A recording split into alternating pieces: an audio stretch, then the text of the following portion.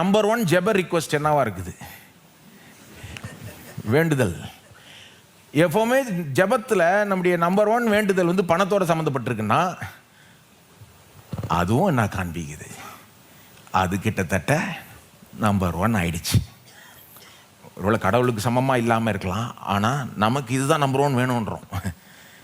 ஆனால் ஒரு கிறிஸ்தவனுக்கு எவ்வளோ காரியங்கள் வேணும். அவிக்குரிய காரியங்கள் தான் பொதுவாக நம்பர் 1 இருக்கணும் இல்லையா?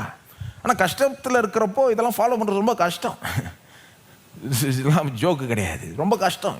ஆக்சுவலாக பணத்தை எங்கே வைக்கணுமோ வச்சு வாழ்கிறது ஒரு லேசான காரியம் கிடையாது. பாருங்கள், இயேசு சொல்கிறார், நீங்கள் தேவனுக்கும் உலக பொருளுக்கும் ஊழியம் செய்ய உங்களால் கூடாது. 2 எஜமான்களுக்கு ஊழியம் செய்ய ஒருவனாலும் கூடாது. இன்னொரு டெஸ்ட்டு, பொறாமை, போட்டி, பொறாமை. அதாவது பணம் இருக்கிறவங்கள்ட்ட ஒரு விதமான போட்டி பார்க்கலாம் சில நேரம். அது போட்டியில் நல்ல போட்டி இருக்குது, ஆனால் போட்டியிலையும் கொஞ்சம் கொஞ்சம் ஒரு மாதிரி அல்பத்தனமான போட்டியும் இருக்குது. அதாவது ஆங்கிலத்தில் சொல்லுவாங்க கீப்பிங் அப் வித் த ஜோன்ஸஸ் அப்படின்னு. அப்படின்னா என்ன அர்த்தம்னா, பணம் உள்ளவர்கள் மற்ற பணம் உள்ளவர்களை பார்த்துக்கிட்டு அவங்கள்ட்ட ஏதாவது நமக்கு முன்னால் அவங்க ஏதாவது வாங்கிடுறாங்களா, நம்ம அவங்கள முந்திக்கணும் அப்படின்னு ஒரு போட்டி.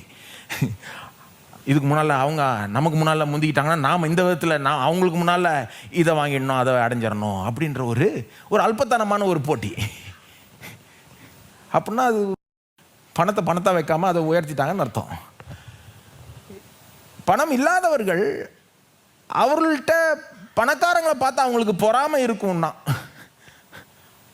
அது என்ன காண்பிக்குது? அவங்க பணத்தை கடவுள் மாதிரி உயர்த்திட்டாங்க. ஏழைகள் பணக்காரங்களை பார்த்து பொறாமப்படுவாங்கன்னா அதுவும் என்ன அவங்களுடைய நிலையை சொல்லுது.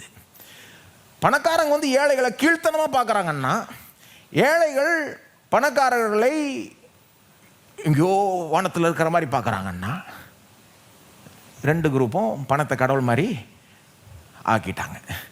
இவங்களுக்கு ஒரு சுப்பீரியாரிட்டி காம்ப்ளெக்ஸ் இருக்குமானால், பணம் இருக்கிறவர்கள், ஏழைகளுக்கு இன்ஃபீரியாரிட்டி காம்ப்ளெக்ஸ் இருக்குமானால், அப்போ அவங்க மனசில் பணம் ரொம்ப பெருசாக ஆயிடுச்சு. இந்த மாதிரி டெஸ்ட் சொல்லிட்டே போகலாம். பாருங்கள், இயேசு பாருங்கள் சொல்கிறாரு, நீங்கள் தேவனுக்கும் உலக பொருளுக்கும் ஊழியம் செய்ய உங்களால் கூடாது. அப்புறம் அடுத்த வசனத்தில் மத்திய 6:24 சொல்லிட்டு 25 சொல்கிறாரு, ஆகவே உங்களுக்கு ஒருவேளை இல்லைன்னா கூட நீங்கள் கவலைப்படாதீங்க, எண்ணத்தை புசிப்போம், எண்ணத்தை குடிப்போம், எண்ணத்தை உடுத்துவோம் என்பதை குறித்து கவலைப்படாமல் இருங்கள்.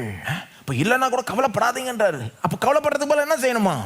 உங்களுடைய பரமபிதா, உங்களுடைய பிதாவுக்கு உங்களுடைய தேவைகள் தெரியும். நீங்கள் தேவனுடைய ராஜ்யத்தையும் அதனுடைய நீதியும் தேடுங்கள். அது முன்னால் சொல்கிறாரு, பறவைகளை பாருங்கள், காட்டு புஷ்பங்களை பாருங்கள், இதெல்லாம் போஷிக்கிறவர் யார், இதெல்லாம் உடுத்துகிறவர் யார்? உங்களுடைய பரம